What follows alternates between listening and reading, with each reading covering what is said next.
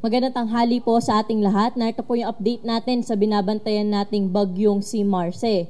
Hulit natin itong namataan sa line 165 kilometers west of Batac, Ilocos Norte at yung kanyang taglay na lakas ng hangin ay umaabot sa 140 kilometers per hour malapit sa sentro nito at pagbugso na umaabot sa 170 kilometers per hour. Pa-west-southwestward po yung nagiging pagkilos nito sa bilis na 20 kilometers per hour.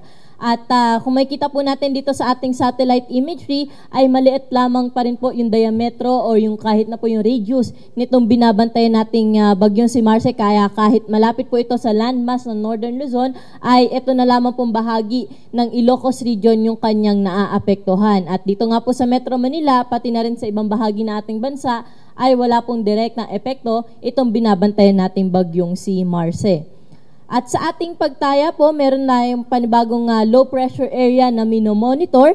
Nasa layong 1,770 kilometers silangan ng southeastern Luzon. Ang nasabing LPA, mababa ang tsansa na maging isang bagyo within the next 24 hours. Ngunit dahil nasa karagatan po ito, ay hindi natin nirule out yung possibility na mag-develop o mag-intensify po ito into a tropical depression sa mga susunod na araw, kaya patuloy ho tayo mag-antabay sa mga update na nilalabas ng Pag-asa, na kung saan inaasahan natin na ngayong gabi o bukas po ay posible na rin itong pumasok sa ating area of responsibility. At in the coming days, kahit LPA o maging bagyo man po ito, ay posible po itong magdulot ng mga pag-ulan, lalo na po dito sa may eastern section ng Luzon area, kaya patuloy ho tayo mag-antabay sa ating mga updates na inilalabas.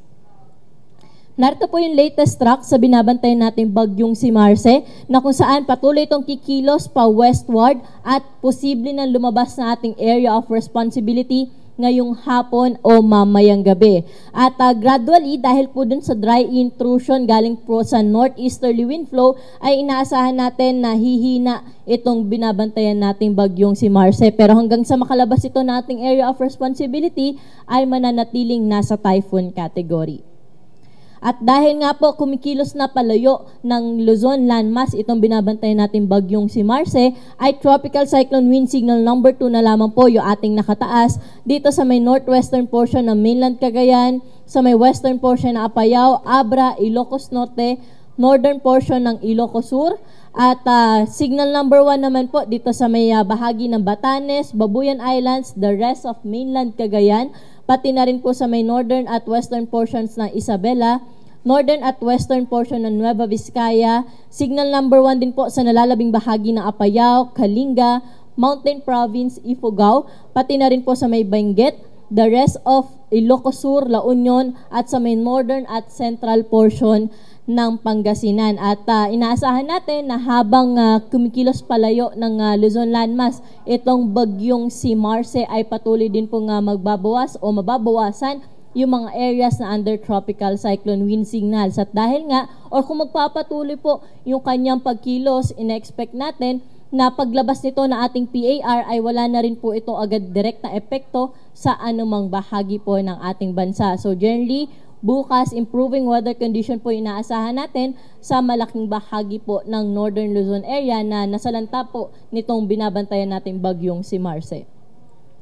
At dahil nga sa mga susunod na araw ay palayo na si Marce, ngayong araw na lamang po natin inaasahan na magdudulot ito ng strong to gale force na mga bugso ng pag-ulan sa may Batanes, Northern Cagayan kasama ang Babuyan Island at sa bahagi ng Ilocos region. Kaya ingat pa rin po sa ating mga kababayan dyan sa banta ng malalakas na bugso ng hangin. At dahil nga po kumikilos na palayo ng ating Luzon landmass itong bagyong si Marce, ay nag-final na ho tayo na ating weather advisory. So nakikita po natin na pabawas na po o wala na tayong inaasahan na malalakas na bugso ng pag-ulan na dala nitong bagyong si Marce. Kaya nag-issue na po tayo ng final weather advisory. But hanggang mamayang hapon ay posible pa rin po yung kalat-kalat na may hina hanggang sa katamtaman na mga pag-ulan, lalo na po sa may bahagi ng Ilocos Norte at Ilocos Sur. Kaya doble ingat pa rin po dahil yung mga pag-ulan na ating naasahan kahit may hina o hanggang sa katamtaman na lamang po ito, ay posible pa rin po ito magdulot ng mga pagbaha at mga pagguho ng lupa. At antabayanan din po natin yung mga updates po na nilalabas na ating Regional Services Divisions patungkol po sa thunderstorm advisories, rainfall advisories o mga heavy rainfall warnings.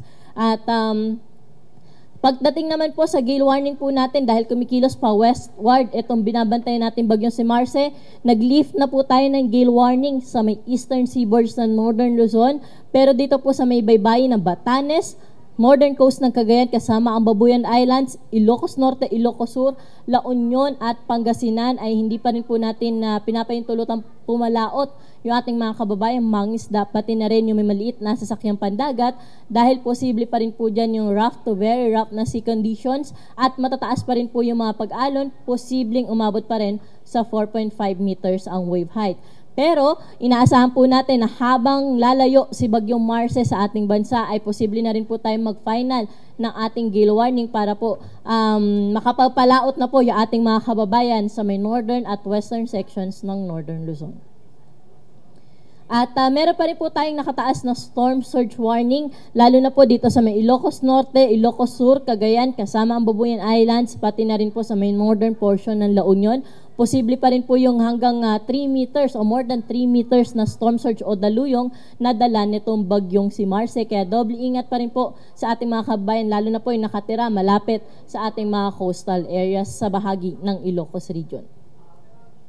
At yun po muna update po natin dito sa Weather Forecasting Center at ang susunod po na ating Tropical Cyclone Bulletin ay ilalabas po natin mamayang alas 5 ng hapon.